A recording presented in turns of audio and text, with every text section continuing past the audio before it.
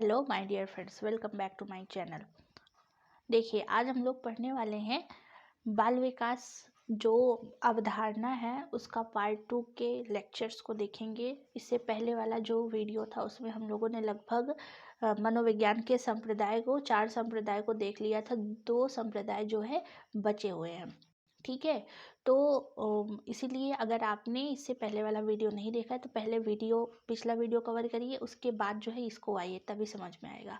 तो हम लोगों ने जो है लगभग 4 संप्रदायों को देखा था: संरचनावादी, प्रकारवाद, गेस्टाल्टवाद और व्यवहारवाद, ठीक है। आज हम लोग जो है मनोविश्लेषणवाद को जानने वाले हैं, ठीक है।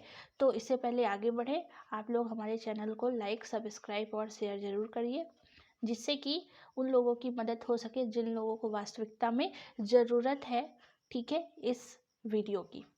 देखिए, मनोविश्लेषणवादी क्या होता है। तो हम लोगों ने जैसे देखा था कि इसको बोलते हैं साइको एनालिसिस के नाम से जाना जाता है। इसके जो प्रवर्तक हैं सिगमंड फ्रॉयड, जो कि ऑस्ट्रिया के हैं, और ठीक है, और इनके समर्थक और कौन कौन रहे हैं: एडलर, कार्ल जुंग, नव फ्राडियन, नव विश्लेषणवादी, और मतलब कि जो नव फ्राडियन, इनको नव विश्लेषणवादी कहते हैं। भी इरिक भी जो है यह मनोविश्लेषणवाद के समर्थक है। यानी ये सभी लोग जो है सिगमंड फ्रॉयड के समर्थक रहे हैं, ठीक है। और सिगमंड फ्रॉयड कहाँ के? ऑस्ट्रिया के रहे हैं। तो ये विश्लेषणवादी ये क्या है? ये मनोविज्ञान का संप्रदाय है, ठीक है। अब देखिए, सिगमंड फ्रॉयड के बारे में जानते हैं। तो देखिए, सिगमंड फ्रॉयड जो है मनोविश्लेषण का सिद्धांत इन्होंने दिया था। मनोलैंगिक विकास का सिद्धांत भी इन्होंने दिया था।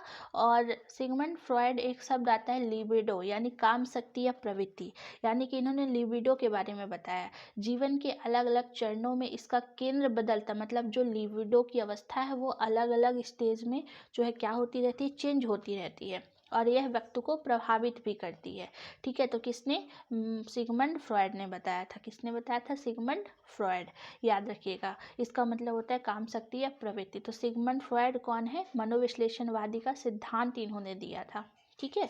अब बात करते हैं आगे। तो पानी में बर्फ की चट्टान, यानी कि अब मनोविश्लेषणवाद जो है ये कैसे कार्य करता है।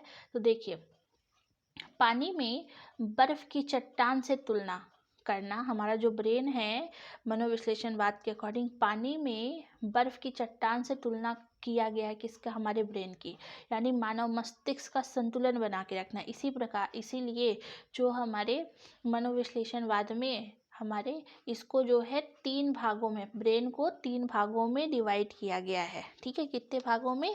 3 भागों में, याद रखिएगा, ठीक है। किसने? तो आपने सिगमंड फ्रॉयड ने हमारे ब्रेन को कितने, हमारी बुद्धि को 3 भागों में बांटा, ठीक है। हमारे मन को, एक को बोलते हैं अचेतन मन, एक को बोलते हैं अर्धचेतन मन, और एक को बोलते हैं चेतन मन, ठीक है। यानी अचेतन यानी अनकॉन्शियस माइंड, अर्धचेतन यानी सबकॉन्शियस माइंड, और एक होता है चेतन जिसको बोलते हैं कॉन्शियस माइंड, ठीक है। तो ये जो है कॉन्शियस माइंड का लगभग 90% इस्तेमाल जो है ज़्यादातर हो रहा होता है, कर रहे होते हैं हम लोग। और अगर 10% चेतन मन का हाँ जो है यूज़ होना चाहिए, ठीक है। यानी कि चेतन मन जो है कॉन्शियस माइंड कहते हैं। तो ब्रेन कितने प्रकार से बांटा है सिगमंड फ्रॉयड ने? 3 प्रकार से: अनकॉन्शियस, सबकॉन्शियस और कॉन्शियस, अर्धचेतन। तो चलिए तीनों को समझते हैं। अचेतन मन किसको कहते हैं? तो देखिए, जो अचेतन मन है उसको इच्छा का केंद्र कहा जाता है, या तात्कालिक सुख, मतलब जो तुरंत, अचेतन यानी जो इसको तुरंत जो है, जैसे कि जो गेम्स खेल रहे हैं, तुरंत जो है इसको सुख चाहिए, ठीक है। यानी कि इच्छा का केंद्र, जो जितने भी हमारे विशेष है, जितने भी हमारी इच्छाएं होती है ना, ये अचेतन मन ही करवाता है, ठीक है। कौन सा मन? अचेतन मन, याद रखिएगा, ठीक है। अचेतन मन। अर्धचेतन मन जो होता है ये समय का बोध कराता है, समय का बोध कराता है। और जो चेतन मन होता है, ठीक है, कॉन्शियस माइंड होता है, सबसे पावरफुल यही होता है। यह ईमानदारी, नैतिकता सिद्धांत पर ये कार्य करता है, ठीक है। तो ये वाला यूज़ कम करते हैं, 10% ही इसका इस्तेमाल होता है। सबसे ज़्यादा जो इस्तेमाल लोग कर रहे हैं अचेतन मन का कर रहे हैं, इसीलिए इसको इच्छाओं का केंद्र कहते हैं। ये सब किसने बताया? तो सिगमंड फ्रॉयड ने, ठीक है, जो कि कौन है? मनोविश्लेषणवादी हैं। अब देखिए एक एक करके डिटेल में हम लोग सभी को समझते हैं। सबसे पहले अनकॉन्शियस माइंड की बात करें तो इसको क्या कहते हैं, इसको इच्छाओं का केंद्र कहते हैं। स्वयं के स्वार्थ के बारे में ये सोचता है अचेतन मन। ठीक है। दमित इच्छा यानी कि जो इच्छा बलपूर्वक दबा दी गई हो, दमित इच्छा उसको कहेंगे अचेतन मन। ठीक है। अचेतन मन जो अपनी अचेतन मन यानी जो इच्छा बलपूर्वक दबा दी जाती है वो दमित इच्छा कहलाती है। जैसे कुछ हमारी इच्छाएं होती है ना, उसको बोल देते हैं ऐसा नहीं कर सकते, ये नहीं कर सकते हैं, तो ये इसीलिए इसको इच्छाओं का केंद्र कहते हैं। स्वयं के स्वार्थ के बारे में ये हमेशा सोचता है। यह जैसे जो दूसरों की बुराई करता है, बुराइयों का केंद्र, बैड हैबिट्स जो होती हैं वो सब इसी के अंदर होती है। झूठ का सहारा लेता है, ये भ्रष्टाचार का सहारा लेता है, धोखा देता है, और हमारी सेक्सुअल डिज़ायर्स जो होती है वो भी इसी के द्वारा जो है इन्वॉल्व होती है। तो अचेतन मन, ठीक है, ये इस पर कौन सा सिद्धांत कार्य करता है, तो इस पर सुख के सिद्धांत पर कार्य करता है। किस पर? सुख के सिद्धांत पर कार्य करता है। अचेतन मन के साथ आइडेंटिटी, व्यक्तित्व जुड़ा हुआ होता है। ठीक है, यानी कि अचेतन मन अगर जिस पर हावी हो गया तो वो पूरी तरीके से निगेटिविटी पर ज़्यादा ध्यान देगा। इसीलिए अचेतन मन का हमारी जो इच्छाएं हैं उस पर कंट्रोल करना आना चाहिए। तो ये अचेतन मन हो गया।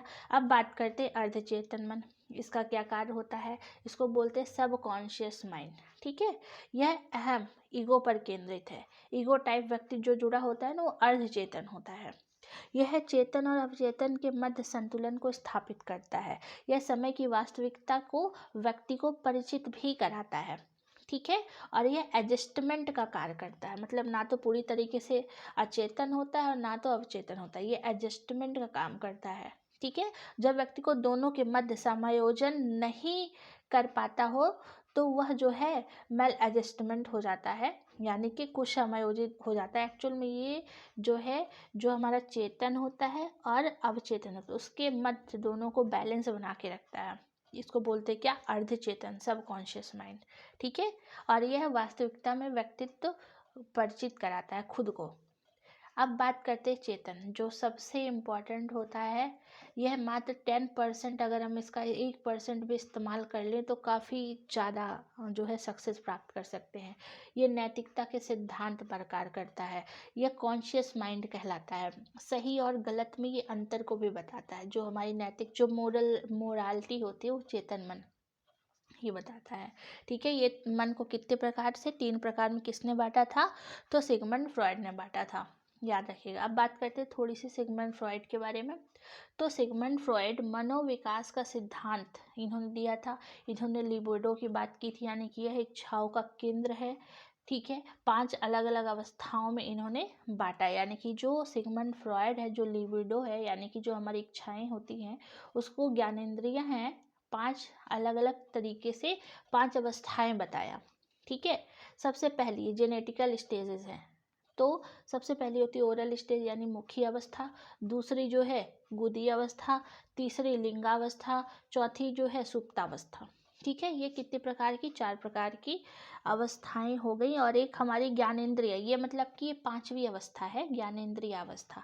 5 अवस्थाएं किसने बताया? सिगमंड फ्रॉइड ने। किसका?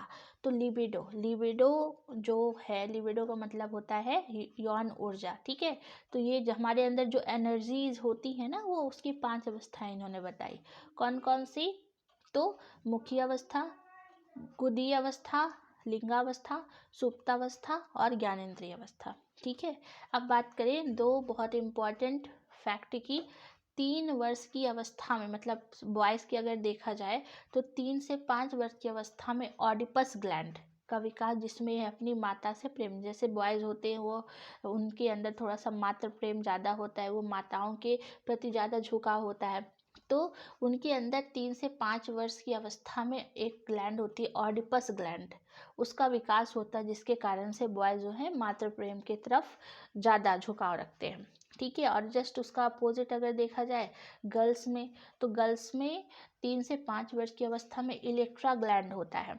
ठीक है, जिससे वह पिता से प्रेम में ज़्यादा जो है प्रभावित होते हैं, यानी कि वो पितृ प्रेम जैसा ज़्यादा झुकाव होता है गर्ल्स में। तो गर्ल्स में कौन सी ग्लैंड होती है? Electra gland. और बॉयज़ में जो है ऑडिपस ग्लैंड। ठीक है, ये बहुत इंपॉर्टेंट है, क्वेश्चन आया हुआ भी है।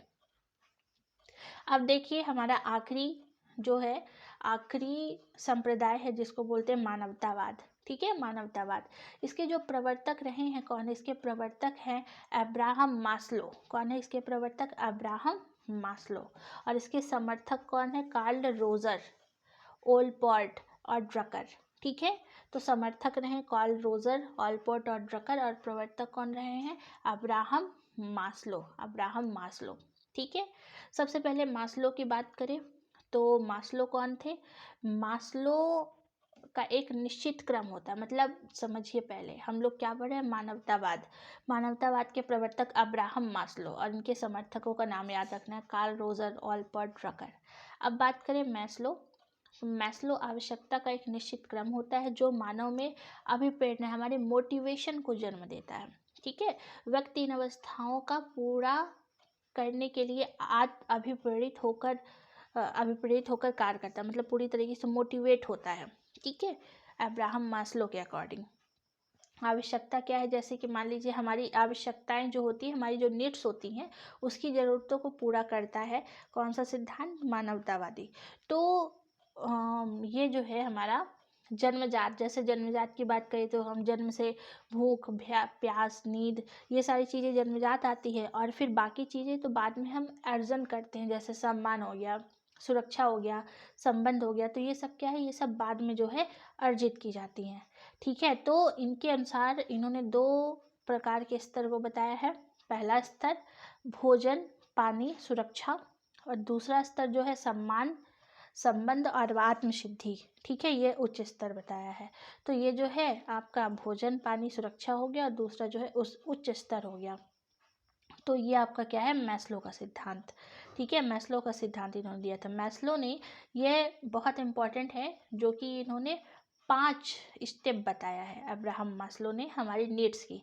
सबसे पहला स्टेप जो हमारी शारीरिक आवश्यकताएं होती हैं। ठीक है, सबसे पहले भोजन, पानी, शारीरिक आवश्यकताएं, ये सब पहले स्टेज में आ जाएगी।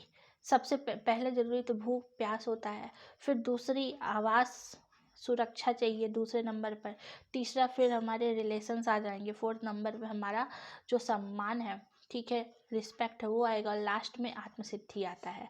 तो ये पांचों याद रखना है, अब्राहम मास्लो के 5 नीड। सबसे पहला भोजन, पानी, फिर सुरक्षा चाहिए, फिर रिलेशन चाहिए, फिर सम्मान चाहिए, और फिर जो है लास्ट में क्या चाहिए? आत्मसिद्धि। ठीक है, ये किसने दिया था? ये मास्लो ने दिया था। तो हम लोगों ने ये सारा जो टॉपिक है कवर कर लिया है। जो अवधारणा था, पूरा टॉपिक जो है अच्छी तरीके से कवर हो चुका है। ठीक है, अगर आपको ये सेशन पसंद आया हो तो इसको लाइक करिएगा, सब्सक्राइब करिएगा, और हमारा जो चैनल है उसको शेयर करिएगा।